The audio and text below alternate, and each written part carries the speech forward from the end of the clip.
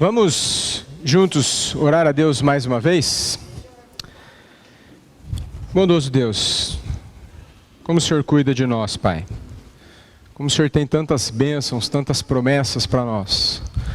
Suplico, Pai, que o Senhor nos dê um tempo precioso de meditação sobre a vida da família, a vida do lar no culto doméstico.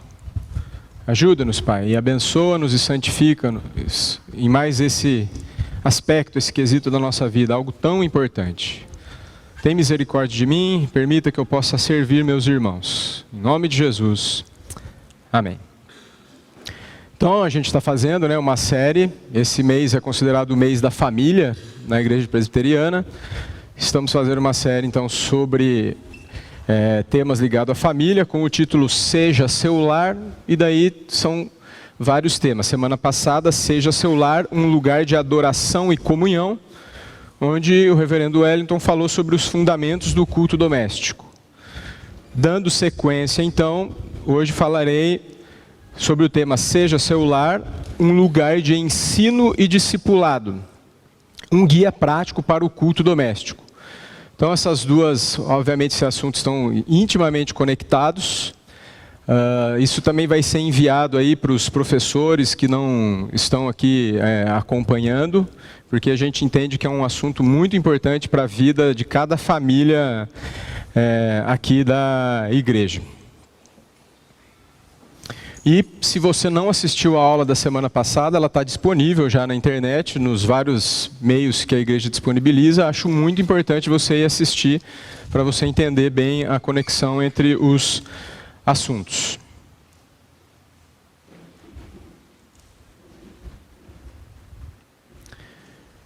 Bom, primeiramente, eu tenho que não ser cortês e ser rude. E dizer que se você tem problema com a sua devoção diária, e você é uma pessoa que não pratica um culto doméstico individual, você já está com problemas para entender culto doméstico familiar. É um pressuposto básico. Sabe aquela corrida de Fórmula 1, que daí bem na hora da largada o seu carro pifa, e sai todo mundo e você está ali parado? É isso. A corrida está correndo já, está rolando, e o seu carro está parado ainda. Tá? Então, não tem como, você precisa consertar isso para consertar a outra parte. Ok? A gente pode, vou tentar ser breve e ver se consigo até sobrar tempo aí para perguntas. Posso te dar dicas sobre isso depois, mas é muito importante. Não tem sentido você querer ajudar a ter culto doméstico se você não tem devoção pessoal, individual, cotidiana. Tá? O verso base, um dos que eu vou usar é esse aqui. Tem cuidado de ti mesmo e da doutrina. Continua nesses deveres, porque fazendo assim salvarás a ti mesmo como a teus ouvintes. Então o apóstolo Paulo está exortando aqui Timóteo a ter zelo com a fé, com a devoção, com o conhecimento, com a verdade. E isso é tão sério que ele usa o termo aqui, salvação, nos mais diversos aspectos que essa palavra implica.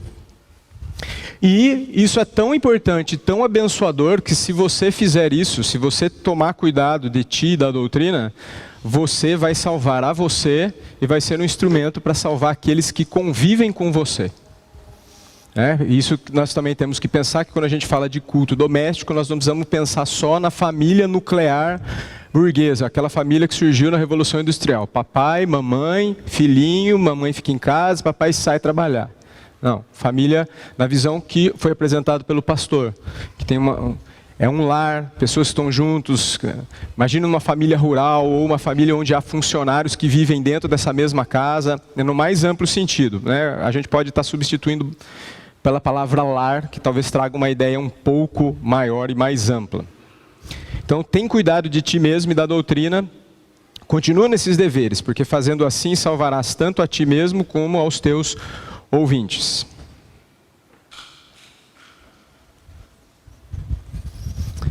Culto doméstico é plano de Deus.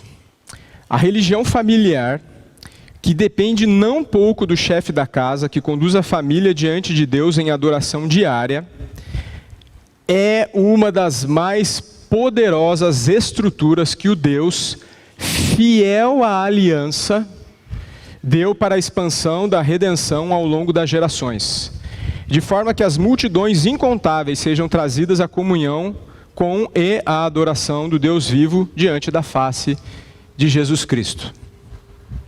O que a gente precisa resgatar aqui, brevemente vou trazer, mas esse é um aspecto muito importante para ficar na tua mente, depois você pode ir atrás para explorar, e já foi feita uma série aqui também.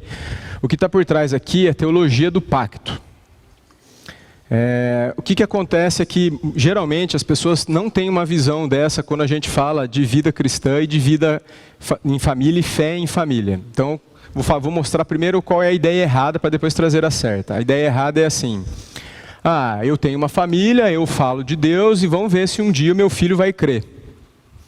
Como se o Senhor não tivesse preocupado e como se o Senhor não tivesse feito um pacto com a gente. Lá em Atos, quando Pedro faz o primeiro sermão, né, que tem lá os milhares de convertidos, ele fala assim: essa é a promessa para vós e para vossos filhos. O nosso Deus é um Deus de pactos.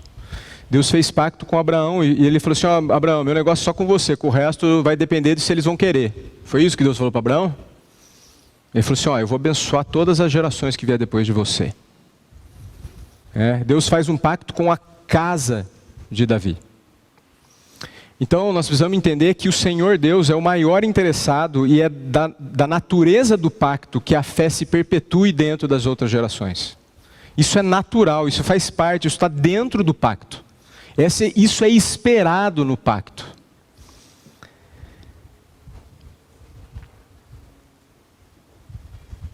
Uma outra coisa muito interessante é que essa ideia não é então um idealismo social ou um idealismo conservador. Minha casa tem que seguir o meu padrão. Não, graças a Deus é muito maior que isso. Deus não fez um pacto. Quando você crê em Cristo, quando você se entrega a Cristo, Ele não fez um pacto só com você, mas Ele faz um pacto com a sua descendência. O Senhor quer que isso continue nos seus amados, nos seus entes queridos. Então, teve uma série, eu não vou me lembrar de cabeça aqui, mas a gente já teve uma série de escola dominical que foi filmada sobre a teologia do pacto. Depois você pode procurar lá no site. Já foi falado, o pastor expôs bastante isso semana passada, que o Senhor se relaciona com a raça humana por intermédio de alianças, de lideranças. Toda pessoa é representada de alguma forma diante de Deus. Ou você está sendo representado por Adão, pelo primeiro Adão, ou pelo segundo Adão. É isso que é aplicar a justiça de Cristo a nós. O apóstolo Paulo, lá em 1 Coríntios 7, também vai dizer isso, que naquela situação onde há uma esposa, uma mulher que se converteu, mas o marido não. Eles tinham vindo lá do paganismo, são gregos, lá em Corinto, um se converteu e outro não. E agora, como é que ficam os filhos? O que o apóstolo Paulo fala lá em 1 Coríntios 7,14? Agora os seus filhos são santos. Que a esposa crente santifica o convívio do marido. E o inverso também. Por quê? Teologia do pacto. O Senhor trabalha com representatividade. Gostaria que todos vocês abrissem agora também em Timóteo, mas agora em 2 Timóteo, capítulo 1, verso 5.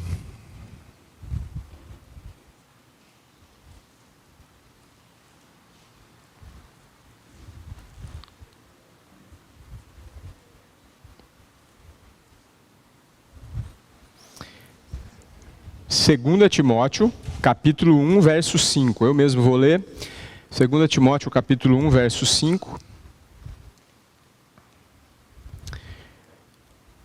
Vou ler na Ara, tá? Pela recordação que guardo de tua fé sem fingimento, a mesma que primeiramente habitou em tua avó Lóide e em tua mãe Eunice, estou certo de que em ti também. Então, quando a gente fala aqui, esse texto, essa ideia do chefe da casa não tem esse sentido ruim que infelizmente acabou ganhando conotação, mas a ideia de, sim, como o pastor já explicou semana passada, o homem é o sacerdote do lar. Isso não significa que as mulheres estão escusas de qualquer responsabilidade, como é o caso aqui de Timóteo, que quem discipulou Timóteo foi a mãe e a avó. Uma coisa não isenta de outra. Nós vamos chegar nas partes práticas aí depois, em breve, né? Mas, mas e se meu marido não faz? Você pode fazer, mas você deve clamar a Deus e auxiliar o seu marido para que ele faça. Mas o que não pode acontecer, como eu já vi, é a mulher ficar irada com o marido porque ele não faz culto doméstico, não tem sentido. Isso é um sentimento legalista. Porque se você estiver no espírito do evangelho, você vai ficar triste e preocupada, não brava. Richard Baxter é um excelente pastor que tem muitos textos, um pastor puritano, conhecido bastante pela sua habilidade pastoral. Olha o que ele diz, tem um livro dele que chama Recomendações dos Pais aos Filhos. Assim que as crianças puderem entender, ensine seus filhos em que tipo de aliança eles estão envolvidos, e quais seus benefícios, e quais seus deveres. Mas ensine de forma que elas recebam de bom grado essa aliança. E conduza-os seriamente a renovar essa aliança por eles mesmos, quando tiverem entendimento para isso. Essa tradução é minha, tá? Uma tradução livre, eu que traduzi esse texto aí. Eu quero aproveitar e até para reforçar esse contexto de ensino de aliança e quebrar aí um sofisma, uma ideia errada que a gente tem, que quando eu li esse texto, isso me trouxe uma resposta que eu estava procurando. Eu me converti aos 15 anos. Cresci, vim de uma família católica, aos 15 anos me entreguei aos pecados, como todo adolescente infelizmente faz, né, que não está no caminho do Senhor, né, ao álcool, à fornicação e as outras coisas, a drogas. E quando eu me converti, eu achei estranho que os meninos que estavam lá na igreja logo falaram assim: poxa, cara, você tem uma experiência mais intensa com Deus, que você experimentou bastante o pecado. E eu sempre achei estranho isso. Eu falava, mas poxa, quem cresceu ouvindo está numa situação pior do que a minha, que estava lá mergulhado no pecado. Isso nunca fez sentido para mim. E eu vejo que existe um conceito de conversão, um conceito equivocado, que rejeita a teologia do pacto. Que é o seguinte: você precisa de uma experiência bem ruim para conseguir entender Deus. Não. Porque se isso fosse verdade, então significa que a experiência humana tem mais poder que a instrução da Escritura.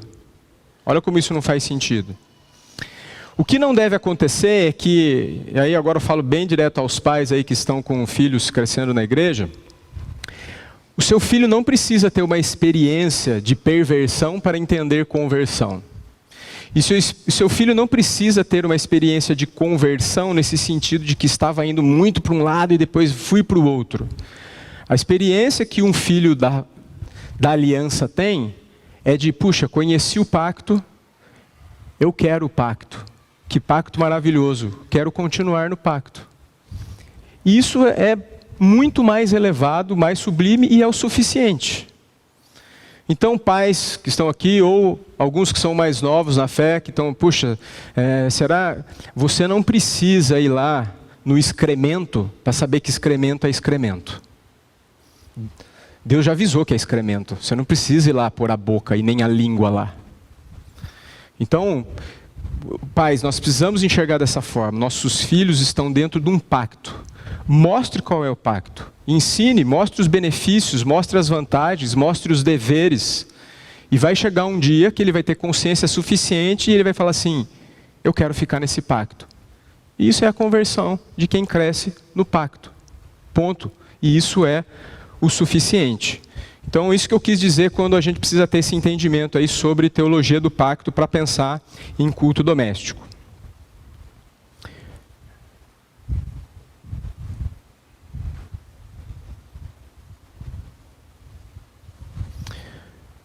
Lembrar que seu filho está no seu lar por desígnio de Deus. Esse é seu campo missionário. Um outro aspecto importante, que o culto familiar, ele prepara para a adoração pública. Nós vamos explorar isso mais um pouco depois. E uma outra coisa que os puritanos defendiam muito, também, é isso aqui, ó. Como vai o lar, assim vai a igreja, assim vai a nação. Não devemos fazer as coisas pelos motivos errados, como muito bem já nos exortou o pastor Wellington hoje no culto. Mas você quer ver Deus mudar a sua igreja? Comece no seu lar. Você quer ver Deus mudar o seu país? Comece no seu lar. É verdade, esse não é o motivo para você se devotar ao Senhor. Mas você pode também fazer por causa disso, ou você pode esperar frutos disso.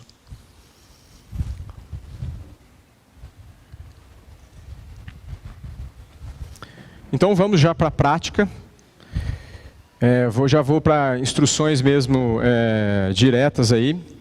O culto familiar ele deve ser breve, agradável, natural, cheio de ternura e celestial. Natural no sentido de que ele transborda. Natural no sentido de que os pais, o responsável, o chefe do lar, seja qual for a estrutura da sua família, você respira Jesus Cristo. Você vive com Ele. Então você fala dele.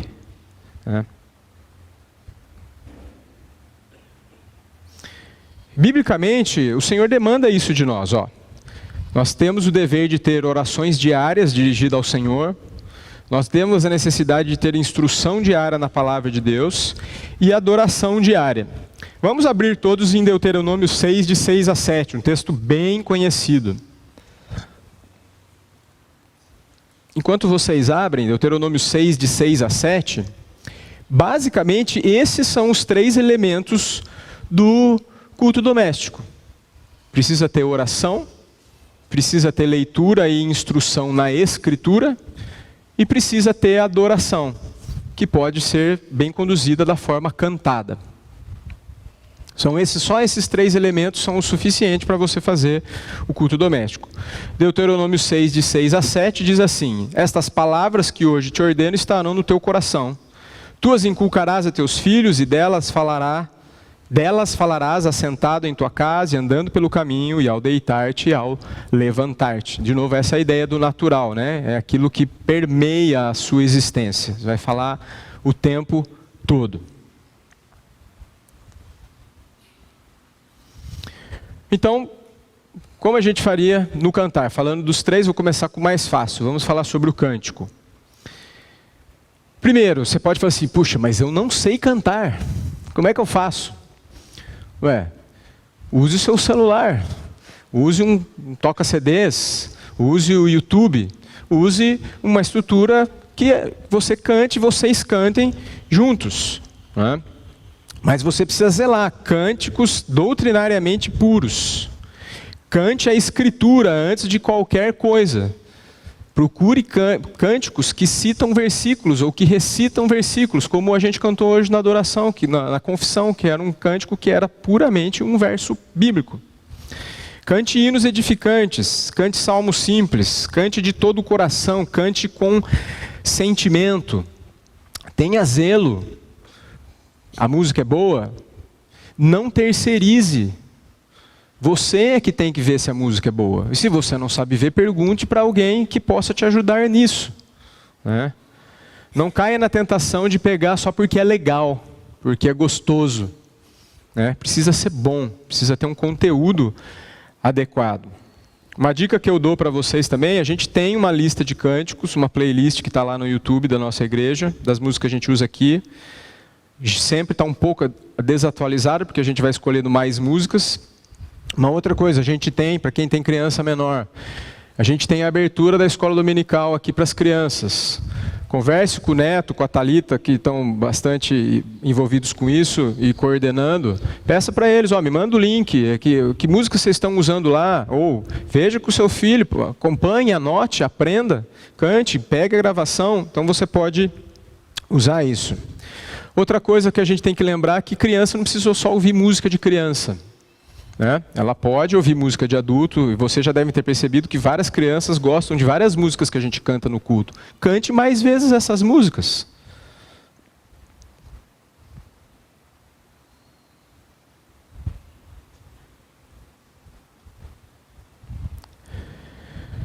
Sobre oração.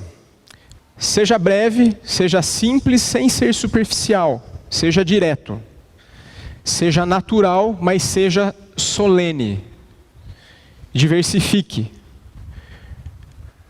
Por que seja solene? Como você vai estar em casa, não é bom, né, que a criança faça oração, ou você, todo mundo deitado, meio espreguiçando de lado. É culto. Precisa estar sentado, pelo menos. Precisa ter uma postura corporal adequada, uma postura interna de devoção. Confissão de pecados tem que haver. Não tenha vergonha de confessar pecados, até mesmo para os seus filhos. Petição por coisas temporais, espirituais, ações de graça. Irmãos, talvez você não esteja atento a isso, mas você precisa desenvolver a percepção de que existem tipos diferentes de oração. Se você notar, no nosso culto, a gente sempre diferencia isso. E o pastor pede, quando vai solicitar um irmão, ele fala que tipo de oração é para ser feita. Então preste atenção, porque se ele pedir para você, você tem que ver que tipo ele está pedindo. Senão você fica nervoso, não escuta direito e já começa a orar de qualquer jeito a hora que ele pedir para você orar. No começo, sempre uma oração de adoração. E antes da pregação, uma oração de confissão. E às vezes a gente põe oração de súplica. Algo específico, vamos pedir pelos missionários, ou vamos render graças pelos dízimos e ofertas. Existem tipos de oração. Você precisa saber isso, seus filhos precisam saber isso, as pessoas que você convivem precisam aprender isso. Então uma regrinha que eu gosto é seguir essa sequência aqui, ó. Se você quiser guardar as primeiras letras, seria ACAS. Primeiro você adora, depois você confessa, depois você rende graças e depois você suplica. Primeiro que é muito importante você distinguir adoração de ações de graças. Ações de graças é você agradecer a Deus pelo que Ele faz. Mas adoração é adorar, agradecer, elogiar a Deus pelo que Ele é. Eu lanço um desafio para você. Tenta fazer uma oração de adoração e ver quantos minutos você consegue. Talvez isso mostre que você conhece pouco a Deus, se você não consegue orar muito adorando Ele. Você precisa pensar mais sobre o ser de Deus. Quer pensar um pouco sobre isso? Leia Isaías 40. Tem uma belíssima descrição da majestade do Senhor lá, dos seus atributos. Isaías 40. Então, se esforce, aprenda, se exercite. Se você adorar a Deus e aprender a adorar a Deus, inevitavelmente o sentimento que vem na sequência é o de confissão. Porque se você está diante do Deus onipotente, que sabe todas as coisas, que tem todo o poder, que te trata com misericórdia, que é bondoso, que insiste com você, na sequência o sentimento é: Senhor, tem misericórdia de mim, tem misericórdia de nós, visita-nos, me perdoa, Senhor. Depois você pode render graças por lembrar de quantas coisas boas Deus faz para você. Se você seguir essa sequência, nesse momento seu coração vai estar cheio de alegria. E você vai ver como você vai pedir com muito mais confiança. Porque você já lembrou quem Ele é, você já se arrependeu diante dEle de quem você é, você já rendeu graças por que Ele fez, então você está confiante que Ele fará muito mais.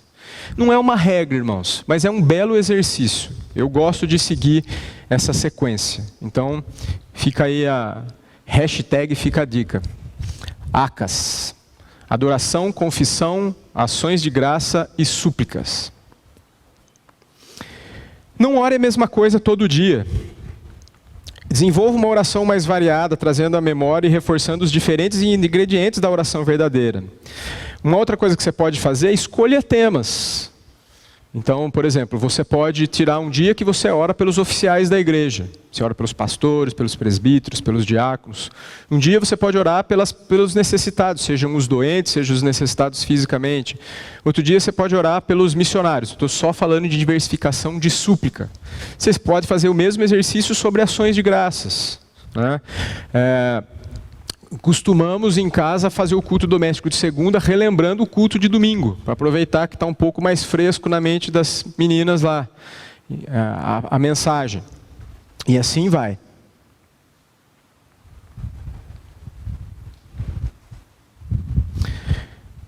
Agora então, passando para a terceira parte do tripé, né? Então, adoração, oração e agora instrução. Na instrução, seja claro, seja puro na doutrina, seja relevante na aplicação, seja carinhoso, mas exija atenção. Tenha um plano, leve em conta ocasiões especiais e envolva a família. Um plano sábio pode superar as diversidades etárias, que isso também muitas vezes é um desafio. Temos idades diferentes, como fazer? Né? Tem um livro de instrução sobre pregação, um livro puritano também, que ele fala que, ajudando os pastores a se treinar, a pregar, que haveria geralmente 6 tipos de pessoas dentro da plateia. Que vai desde o incrédulo que não está nem aí com nada, até o crente maduro sedento. E toda uma faixa de possibilidades dentro disso. Isso também pode acontecer em casa, né? Desde a imaturidade na fé, e também a imaturidade intelectual, até quem esteja sedento e já tem uma certa sabedoria. É possível sim fazer aplicações, é possível sim tentar diversificar. Eu tenho me esforçado para que mesmo no culto doméstico eu traga coisas que edifiquem a minha esposa. Lógico que é sempre uma pontinha, mas é alguma coisa, até mesmo para estimular ela também a ser edificada ali no culto. Mas olha que coisa interessante, todas as faixas etárias podem cantar e orar. Não é? A instrução bíblica não tem que ser obrigatoriamente aplicável a todos. Quando você estiver ensinando aos adolescentes mais velhos, as crianças menores estarão aprendendo a ficar quietas. Contudo, não estenda demais a discussão, assim você não conseguirá manter o interesse de todos. Isso às vezes acontece também, você está fazendo, o filho mais velho quer saber mais. Então às vezes vale a pena você encerrar, termina, libera e continua a conversa com o outro que ainda está curioso e quer levar a conversa para um outro nível. Uma outra coisa muito boa também é você usar datas comemorativas. Aproveite ocasiões. Não há nenhum problema. Poxa, na Páscoa vamos focar no assunto da Páscoa. No Natal, assunto do Natal. Dia das Mães. Parabéns aí às mamães. Aquelas que o Senhor quis conceder o privilégio e a bênção e ao mesmo tempo dar o encargo de gerar um filho. A gente pode se inspirar em Débora, em Ana. Ou por que não até mesmo se inspirar em Raabe? A Bíblia tem para todos os gostos e todas as histórias. É tão forte, né, que eu acho tão curioso que a única história que tem na Bíblia de sogra e nora é uma história de amor. Não é? A nossa sociedade sogra não é para ser a geni, taca a pedra, né? Ela é feita para apanhar, como dizia o compositor. Mas a Bíblia fala de uma história linda de amor, de uma nora e de uma sogra. O Evangelho é riquíssimo, procure, faça esses cruzamentos. Você pode se inspirar fazendo, pode falar de Raabe, de Ruth, etc. Quando você viajar, por favor, não tire férias de Deus. Pelo contrário, quando você viajar, aproveite para aumentar a sua devoção, você tem mais tempo. Você pode fazer culto ligado ao que está acontecendo, aonde você está, ao que você está se passando, do seu passeio, se você vai na praia. Tantos salmos que falam da beleza da criação. Se você tem descanso, lembre do céu que vai ser descanso. Aprenda a fazer a cruzar, né, os assuntos. Fazer conexões com as Escrituras.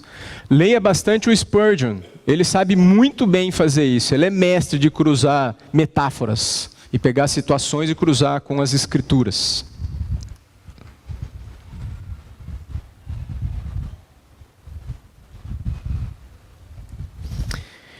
Estimule a leitura e o estudo da Bíblia em particular. Você precisa cobrar, se seu filho já sabe ler, você precisa cobrar ele de ler. E à medida que a idade vai aumentando, você pode aumentar a complexidade. Você precisa bolar um roteiro. Se você não sabe, peça ajuda. Eu fiz um roteiro para as minhas filhas.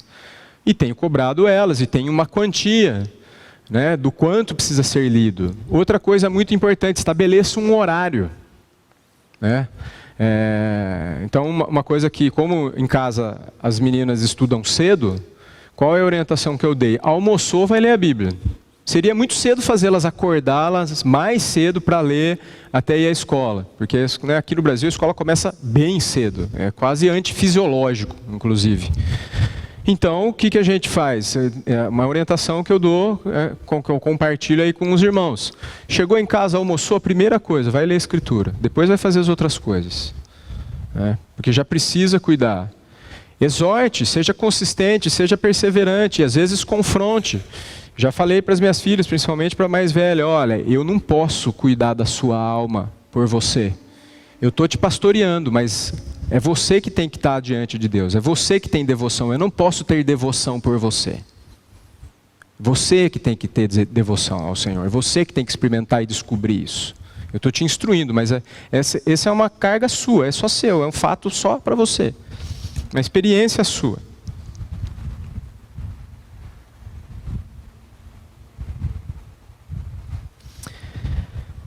Agora que você sabe o conteúdo, vamos falar um pouquinho de formato.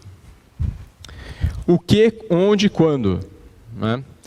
Então, obviamente, o culto doméstico, fazer em casa, de preferência, né, na mesa ou na sala. Pode ser feito na cama? Não acho muito bom, porque isso é meio tentador. Né? Uma oração, uma instrução final, tal, pode ser. Outra coisa é que leva um tempo para as crianças se acostumarem a fazer. E como a gente falou, tem que ser breve. 7 minutos, 10 minutos, depois você pode ir estendendo aí a 15, 20, né? Lógico que varia a idade, mas não precisa ser muita coisa. Se você não faz nada, comece com 5, 7 minutos, uma coisa breve, um cântico, uma oração, uma leitura. E vá treinando, e as crianças vão se condicionando, elas vão aprendendo. Desligue o telefone. O ideal é que você não permita que isso seja interrompido por nada. Essa hora a família está diante de Deus. Isso não deve ser interrompido.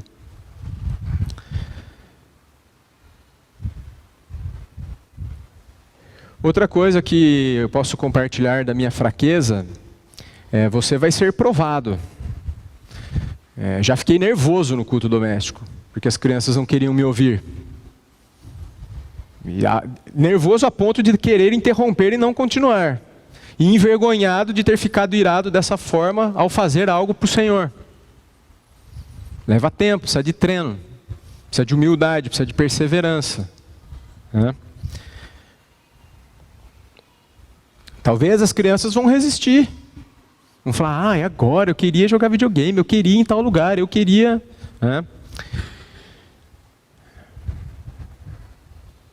Diga-lhes que você tem que comunicar todo o conselho de Deus. E essa é a parte emocionante, porque não pode suportar o pensamento de passar a eternidade sem eles. Culto doméstico é sobre o destino da alma da sua família. E, por favor, que fique claro aqui, você não vai desenvolver Alzheimer quando você chegar no céu.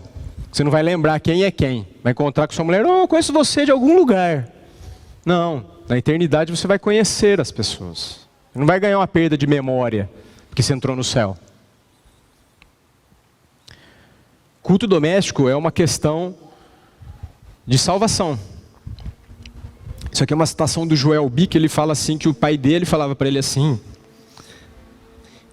Em lágrimas, meu pai falava, filhinhos, não posso deixar de ter nenhum de vocês no céu. Culto doméstico é uma questão de salvação, de alma. Por isso que eu comecei com o texto de Timóteo. Tem cuidado de ti e da doutrina.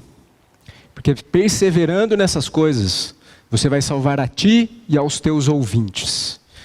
De novo, porque é um Deus do pacto. Ele quer isso, ele está interessado nisso, ele prescreveu isso.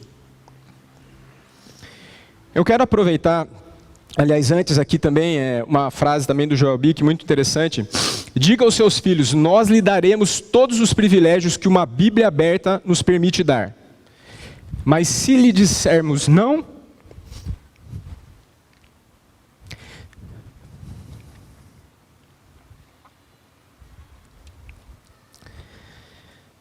vocês precisam entender que isso vem do nosso amor.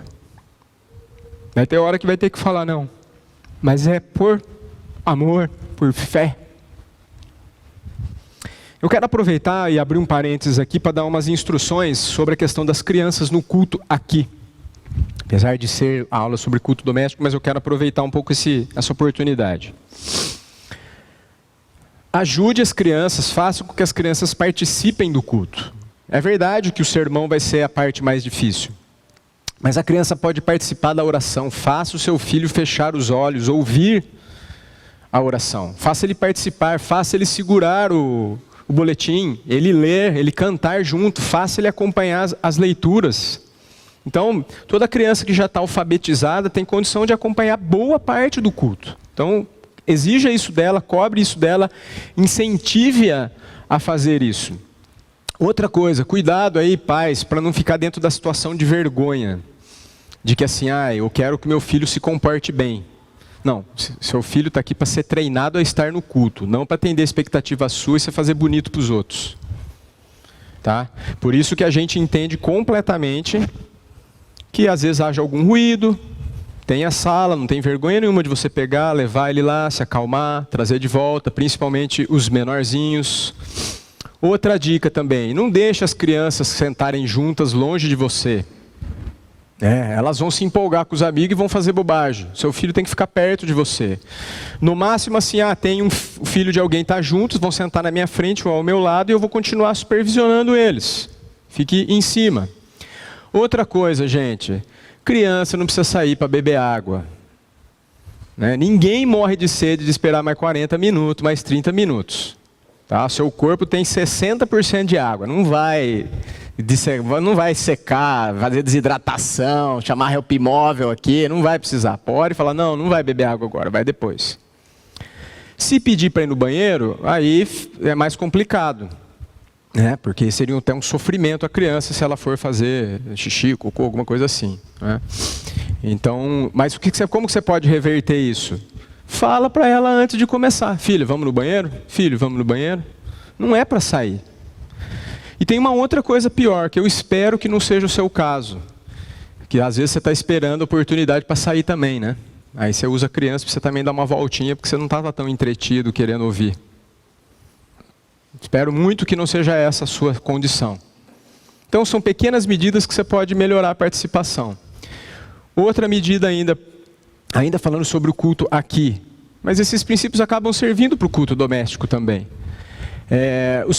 Eu entendo que uma criança pequena precise se distrair. Mas é por isso que a gente faz o desenho. Quando ela for se entreter, que ela se entretenha com algo ligado ao culto.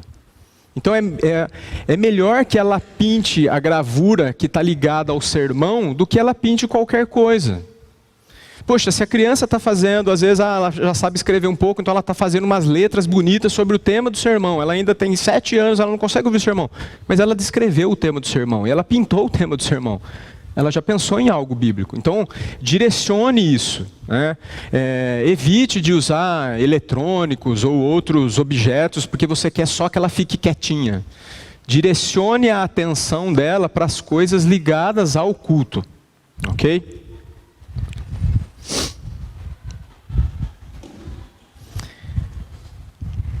O culto doméstico prepara para o culto público. Então, essa é uma outra coisa que é muito importante, eu quero que você entenda de uma vez por todas.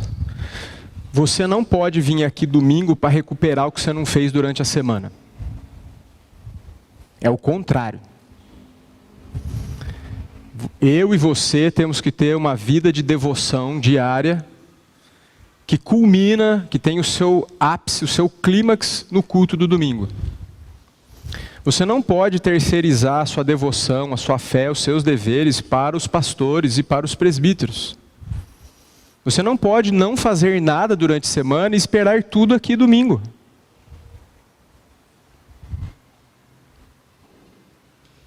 Por isso que ele fala que o culto doméstico, aquela frase que eu falei lá no começo, que ela prepara para a adoração pública. Porque se você tem devoção diária, se você se treina, os seus filhos se treinam a orar, a ler, a cantar, o culto é só o clímax disso.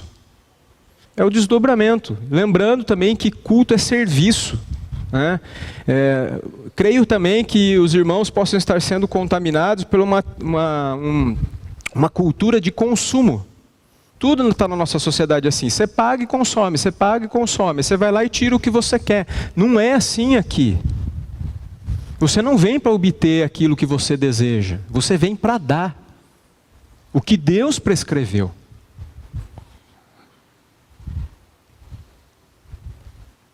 Mas também eu queria que você pensasse que isso seria assim o melhor dos mundos.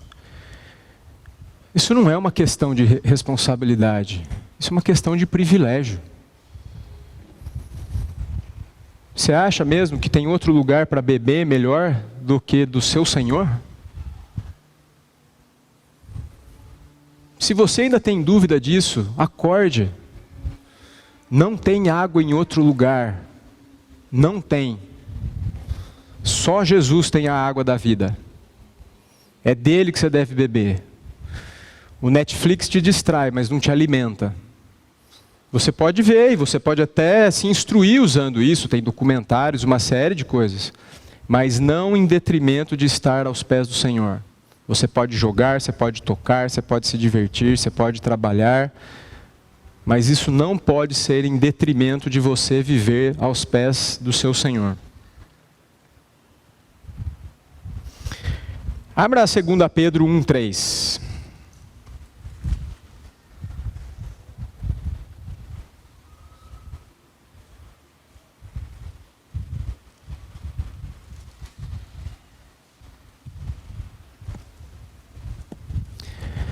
Recentemente eu falei lá na classe de novos membros, fiz a seguinte pergunta e vou refazê-la aqui. A Bíblia tem todas as respostas para as suas perguntas? Não. Ela não tem todas as respostas das suas perguntas. Não tem, é um não categórico.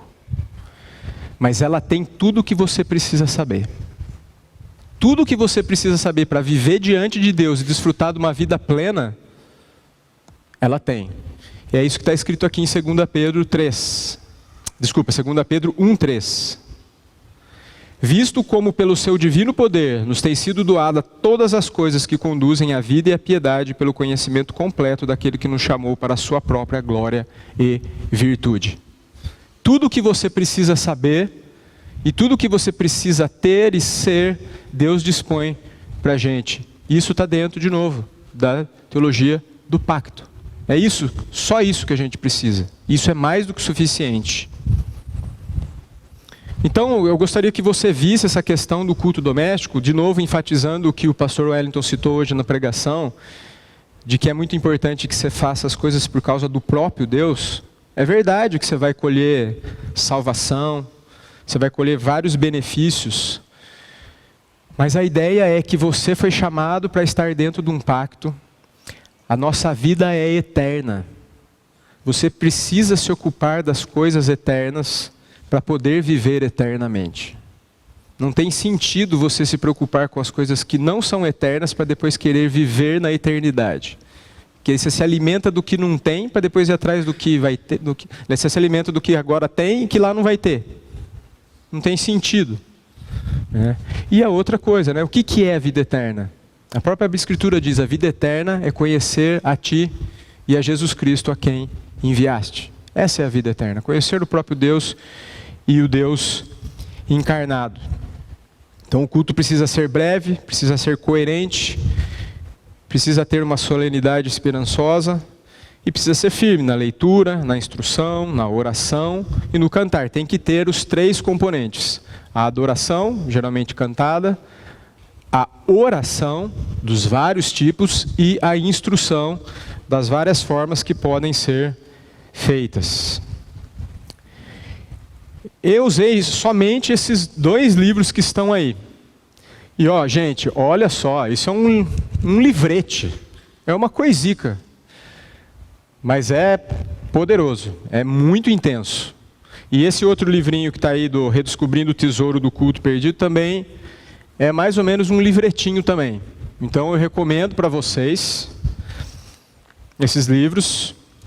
E eu repito aqui o texto de Timóteo, 1 Timóteo 4:6 agora.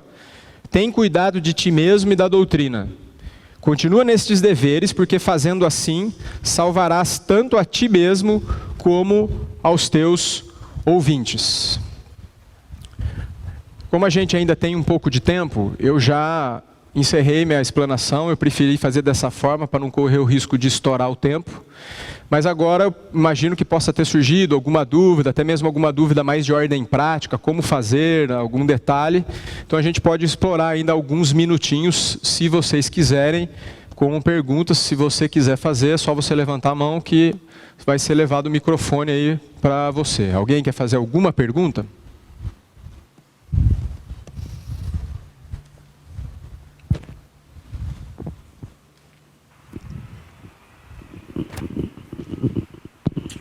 Fabinho, a minha dúvida é em relação à Bíblia, ao tipo de Bíblia. Então, na minha casa, por exemplo, tem uma criança de 3 anos e uma de 1. Gostaria de saber os pontos positivos e negativos de usar a Bíblia adequada à idade dela ou a Bíblia nossa, já de adulto, e qual a instrução por parte de vocês em relação ao uso de qual Bíblia? Então, a instrução que eu daria, se o pastor Wellington quiser complementar, por favor, fique à vontade. Nessa idade, a criança ela precisa ter contato com a Escritura e não com a Bíblia, livro físico. Ela precisa... A utilidade de você ter uma Bíblia, livro físico, o que eu vejo assim é que depois ela vai se acostumar a pensar que ela tem um livro sagrado, um livro que ela vai se ligar, se conectar.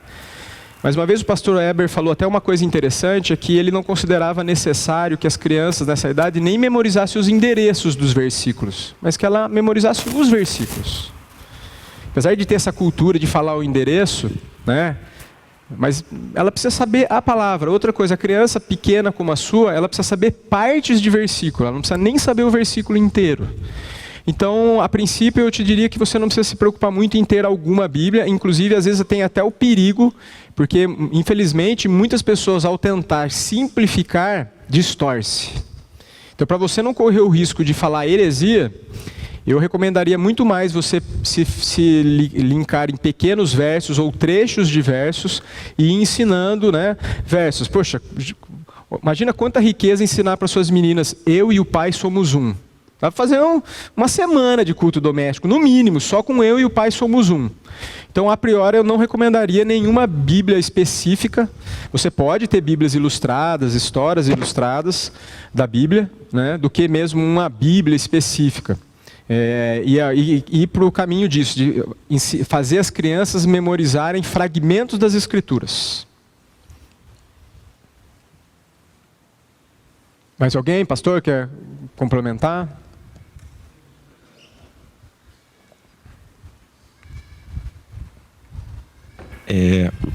Uma colocação e uma pergunta. Pergunta esta que me fizeram no decorrer dessa semana. Que é, de fato, uma dúvida para muitos irmãos. Como seria o culto doméstico, uma vez que temos irmãos que são solteiros, irmãs que são viúvas, os maridos são descrentes, e de fato eu entendo que é um dever, mas relembrando a pergunta para uma oportunidade para a gente esclarecer essa questão. E a colocação, eu vou dizer como eu procurei fazer com os meus filhos, assim, na mais tenra idade, né? E para frente, e até hoje a gente faz. Alternar o processo indutivo, que são as narrativas bíblicas. Então, você contar histórias. Conte histórias para os seus filhos. Hoje nós vamos falar sobre a travessia do Mar Vermelho. Então teve isso, assim e tal. Aí você conta a história. E alterna com o catecismo, onde você vai memorizar, por exemplo, versículos e doutrinas bíblicas. Então, eu acho que é muito interessante você proporcionar à criança que o imaginário dela seja enriquecido a partir das histórias bíblicas. E isso vai ser muito atraente, porque elas gostam de ouvir histórias, vai aumentar a capacidade dela de abstração e, portanto, a atenção. Por que as nossas crianças são tão inquietas? Porque o imaginário delas é muito pobre. Então, elas não conseguem abstrair e, portanto, se concentrar. Abstrair é se concentrar. Você só consegue concentração com capacidade de abstração. E de onde vem a abstração? A analogia, a formação do imaginário. E as escrituras foram dadas para o nosso deleite literário. Porque foi Deus que fez assim. Então as crianças adoram ouvir histórias. E essa educação imagética de hoje, perigosíssima, não que eu digo que o capiroto, né, Satanás, ele está ali, mas eu acho importante nós estimularmos a imaginação das nossas crianças e ao mesmo tempo treinar a memória delas com o catecismo. Então existem catecismos, por exemplo, do Sinclair Ferguson. É um catecismo muito simples. Não sei se o irmão já viu. Pois é, aquilo ali, a Mariana foi educada com aquele catecismo. Depois a gente foi melhorando, né? Mariana e o João. E então a pergunta, desculpe. Imagina, ainda pegando o gancho, ó, tem 2 indicações aqui de livros para as crianças, né? Um desses até a gente está usando com as crianças que vão lá no estudo bíblico em casa. A gente separa as crianças e estuda, que é um livro do Sinclair Ferguson, que é como um catecismo mesmo também, né? O grande livro de perguntas e respostas. Sensacional esse livro do Paulo Anglada sobre os 10 mandamentos. É feito para criança, tem ilustrações, tem aplicação. Uma outra observação que da minha experiência pessoal, realmente eu vejo que as crianças gostam bem mais das narrativas do que das perguntas do catecismo, né? Até porque ainda quando eu estava usando as perguntas, as crianças ainda eram mais novas e elas chegaram a falar: pai, conta mais histórias, elas falaram para mim uma vez. Aí eu dei uma diminuída de doutrina e fui aumentando de narrativas. Mas tem um outro detalhe que é importante, é que você precisa se aprofundar nas narrativas. Então, por exemplo, tem uns livros que a gente tem estudado aqui que chamam o Evangelho segundo... Então, por exemplo, a gente estudou já aqui o Evangelho segundo Ruth, o Evangelho segundo Elias e Eliseu. Esse aí, por exemplo, já, nossa, pintei e bordei com esse livrinho lá em casa. Por quê? Porque ele conta a história do machado que flutuou. E ele consegue ser cristocêntrico na história do machado que flutuou. Um dia, se Deus quiser, eu vou fazer um sermão nesse texto aí, que é impressionante, é sensacional. Então, você pode também pegar os livros que são seus e você tira um fragmento daquilo, daí você conta a história e faz uma pequena aplicação. Elas vão adorar a história do machado que flutuou, mas você precisa entender, né? Senão ela vai só falar assim: foi bem legal o que Deus fez, mas não vai... Elias e o herói Marvel, quem não ouviu aí no fundo. E voltando à colocação que o pastor fez, que na verdade até eu que havia durante a semana perguntado para ele: se você mora só, você faça a sua devoção. Mas por que não, quando alguém te visitar, você fala assim: vamos fazer um culto doméstico juntos? Se você é tio, tia, avó, quando você receber os seus sobrinhos, os seus netos, faça culto com eles. Deus nos chama a ser influenciadores, né? Tem cuidado de ti mesmo e da doutrina, porque fazendo isso, perseverando nisso, você vai salvar a ti mesmo e aos teus ouvintes, né? E a igreja é a família também, é a família da fé. Se você é só, você tem vários irmãos. E você pode sim fazer, entre aspas, culto doméstico com eles também, quando Deus lhe der as oportunidades. Isso deve ser uma coisa comum. Quer ver uma outra coisa também que é comum e talvez nem passe pela sua cabeça? Você faz culto doméstico de domingo? Ah não, domingo já foi na igreja. Mas poxa, a gente nem tem culto noturno. Não cabe um culto dominical em casa? De novo, breve, gente, pode ser perto da hora de dormir com as crianças. Relembrar, ser grato, meditar, repetir só o versículo central ou o tema do sermão, né? Nós precisamos fazer isso mais. Então, antes de encerrar, mais alguma pergunta?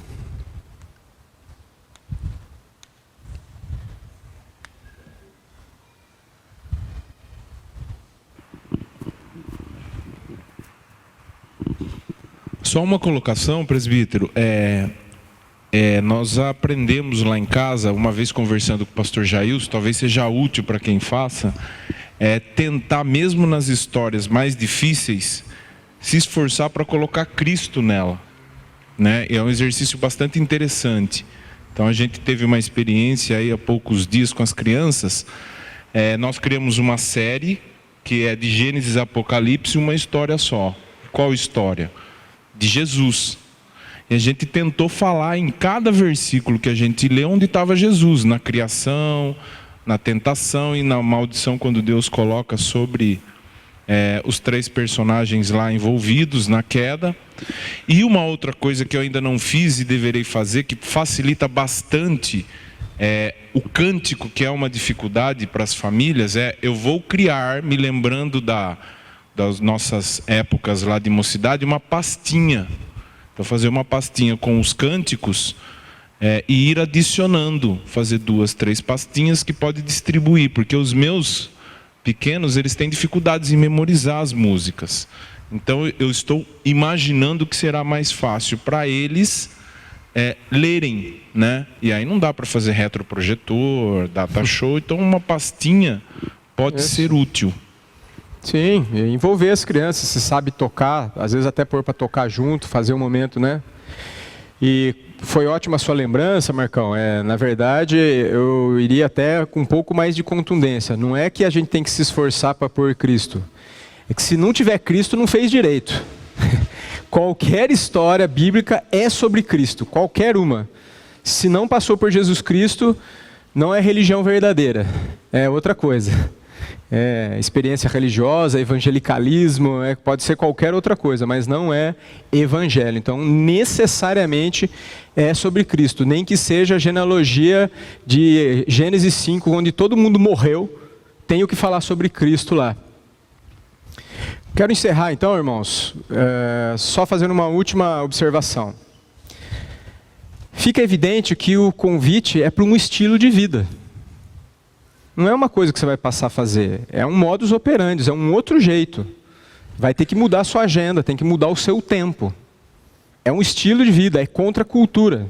É outro jeito de fazer. Então você está propondo que agora eu vou abrir mão de uma série de coisas, porque isso aí vai ser o eixo de tudo? É disso que eu estou falando. Uma vida que vive diante de Deus, como Deuteronômio 6, você vai falar de todo jeito. Domingo de manhã eu venho... Eu acho que eu já falei umas 10 vezes para as crianças o que significa o domingo. E elas não memorizaram ainda. Mas porque é amplo, expliquei vários aspectos do domingo. E nós vamos falando no trajeto. Você está indo viajar, você pode fazer um culto doméstico no caminho. Você pode orar, cantar, instruir. Só não deixa de olhar bem a estrada, mas pode fazer. E pode orar de olho aberto. Então, vamos orar mais uma vez. Senhor Deus, muito obrigado pela Tua palavra. Muito obrigado que o Senhor nos chamou para esse pacto. Deus bendito, Deus dos pactos. Deus de aliança, Deus de promessas, Deus que não é homem para mentir. Deus fiel à Sua própria palavra. Quão misericordioso Tu és, ó Deus. Nós Te adoramos, nós Te bendizemos. Nos sentimos honrados de sermos convidados a fazer parte de algo tão grande, tão sublime, tão poderoso, tão belo, Senhor Deus. Alimenta, Pai, a nossa alma, para que vivamos dessa forma, Senhor, para que vivamos por Ti. Que vivamos, Pai, para a Tua glória. Porque sabemos, Pai, que ao buscar a Tua glória, encontraremos a verdadeira alegria. No nome de Cristo que oramos. Amém. Obrigado. Bom domingo a todos.